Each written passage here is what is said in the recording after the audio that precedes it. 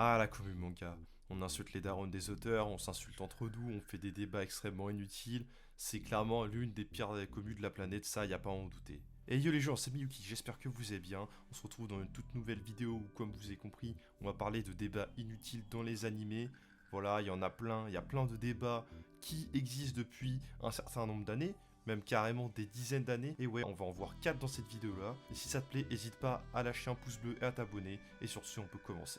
Ichibei vs Aizen. Alors là, je vais vous parler d'un débat récent qui est là depuis le retour de l'animé. Donc, on a d'un côté Aizen, ancien membre du Gotei 13, vice-capitaine, puis capitaine de la 5ème division, roi du Wakomondo, qui est emprisonné par la suite dans le Muken suite à sa défaite contre Ichigo. Et de l'autre côté, on a Ichibei, capitaine de la division 0, garde du roi des esprits et plus ancien Shinigami. Donc ouais, les deux persos, c'est vraiment pas n'importe qui. Aizen qui possède en plus un Shikai extrêmement puissant, Kyokasuketsu, ceux qui l'ont vu sont sous l'emprise de l'hypnose absolue, je pense que vous connaissez. Il possède aussi le Hogyoku, qui lui a permis de gagner en puissance en plus d'être immortel. Et de l'autre côté, Ichibei, qui est le Shinigami le plus fort avec le Zanpakuto, sûrement aussi le plus fort Ishimoji. Son Shikai lui permet d'effacer le nom de ses adversaires ainsi que leur puissance grâce à son encre, tandis que son Bankai, lui, permet carrément de changer le nom de ceux qui sont touchés par son encre. Et là, c'est là où je pense qu'on va débattre. Je suis désolé, mais ce débat extrêmement inutile parce que ça ne fait aucun doute que Ichibei, il lave Aizen. Le fait qu'avec son Bankai, il puisse changer justement le nom de toute chose. Ouais, Aizen, il a le Hogyoku, il est immortel, dans tous les cas, il finira par gagner. Il le rename Petite Fourmi. Aizen n'a plus de Hogyoku, il n'est plus rien du tout. Voilà, je vois pas comment ça peut être un débat. Ce combat, s'il arrive, Ichibei lave Aizen.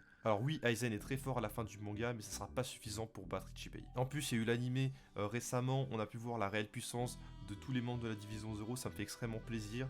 Je suis même pas sûr qu'il passe certains membres de la Division 0. Genre par exemple, Uetsu, je pense que lui aussi, il lave Aizen, et potentiellement d'autres membres aussi. Mais on va me dire, ouais, mais là ils ont fait des rajouts sur la Division 0, donc va sûrement y avoir des rajouts sur Aizen à la fin du manga. Bah déjà on sait pas, on n'y est pas encore. Puis même s'il y a des rajouts, faudrait que ça soit quand même de sacrés rajouts, parce que là on nous a quand même dit qu'un Bankai d'un des membres de la Division 0 fait trembler les 3 mondes. Quand même vachement incroyable ça. Donc ouais, Ichibei lave Aizen, et bah je pense que c'est un débat qui n'a pas lieu d'exister. Et si Erwin avait survécu à la place de Armin? Et ouais, on va parler de SNK, j'en ai jamais parlé sur la chaîne. On va parler d'un débat qui revient de temps en temps dans la commu.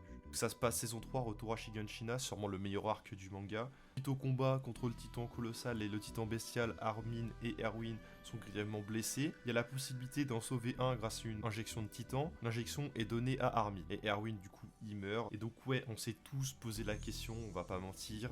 Et si Erwin avait survécu? Bah déjà, Erwin, c'était un homme très calculateur, un fin stratège.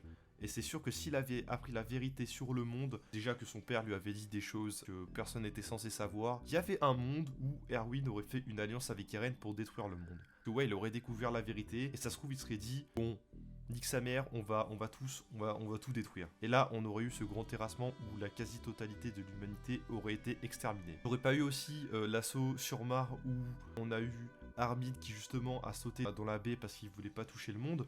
Là, c'était Erwin, frérot, il aurait sauté au milieu de la place publique, il aurait fait « Allez, j'explose tout ».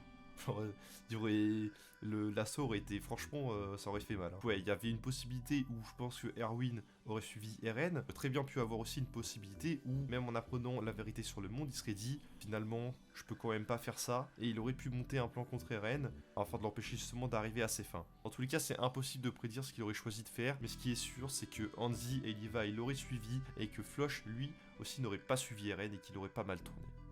Vinland Saga est inintéressant après la saison 1. Vinland Saga, c'est clairement un de mes mangas préférés, je pense que je vous l'ai déjà dit. La saison 1, c'est le prologue de l'histoire. Thorfinn est aveuglé par le désir de venger son père. Après la mort de Askeladd, justement, il n'a plus d'objectif et il devient esclave dans la ferme de Ketil. Et petit à petit, grâce à Einar, il va réaliser ses erreurs du passé, il va souhaiter devenir une meilleure personne, vouloir protéger ses proches et réaliser son rêve. Donc ouais, l'histoire c'est plus seulement du combat bien vénère comme la saison 1, c'est de l'excellent développement de personnages, notamment de Thorfinn au fur et à mesure qu'on avance. Parce que les seuls à nous emmerder sur la suite après la saison 1, c'est qui? Encore les vendeurs de bagarre. Mais les gars, si vous voulez des mangas de bagarre, allez lire Baki, allez lire des mangas spécialisés pour ça. Vinland Saga, c'est un seinen qui nous fait part d'un grand développement de personnages. On voit bien qu'après la saison 1, les Einar, les Hild, les Gurdrid, même Knut, qui au début était un personnage minable, Ça en devient des personnages incroyables à suivre. Les bandeurs de bagarre, des fois, ils nous emmerdent. Il y a moins de combats et c'est pas pour nous déplaire. Il va y en avoir encore, c'est sûr. Moi, je préfère une vraie histoire avec des vrais messages passés, justement, et c'est ça qui me plaît dans l'œuvre. C'est pas que, ouais, il y a eu des combats bien stylés ou je sais pas quoi, c'est une histoire vachement intéressante. Buwan versus Kid Buu. Et on va finir avec le débat ancestral. Débat qui dure depuis 40 ans, personne a trouvé la réponse. Enfin, en fait, si, hein, il y a une réponse, mais c'est juste que Toriyama n'a pas donné justement de réponse. Il laisse ce débat alimenter et justement, c'est très drôle à voir. Le débat existe depuis la fin de l'anime en 1996. On a d'un côté Buwan, qui est la forme de Buu après avoir absorbé Gohan Ultime, Trunks, Son Goten et Piccolo, et de l'autre côté Kid Buu, la forme pure de Majin Buu, la plus maléfique et la plus dangereuse. D'un autre côté, Buwan, c'est quelqu'un qui a géré Goku et Vegeta facilement avant qu'ils fusionnent. Quand il y a eu Végéto, là, ça a été un autre combat, il s'est fait malaxer. Et de l'autre côté, lui, Kid Buu, un mec qui s'est battu contre Goku en 1v1, il copie les techniques de ses adversaires, il est bien plus dangereux que Buwan, ça faut le préciser, mais il est bien moins intelligent que ce dernier parce qu'il n'a absorbé aucun corps. Donc, j'en viens justement à la question qui est le plus fort entre les deux. Les gars, enfin, je suis peut-être pas le plus grand spécialiste de DBZ, mais ça me paraît évident que Buwan est plus fort que Kid Buu. Enfin, le mec a géré Goku et Vegeta facilement avant la fusion. Certes, Kid Buu est présenté comme le plus dangereux, mais le plus dangereux, ça veut pas dire le plus puissant. Genre, il y a une différence entre les deux. Donc ouais, Buwan est plus fort que Kid Buu. Ouais, j'avoue que j'ai du mal à comprendre les arguments des pro Kid Buu.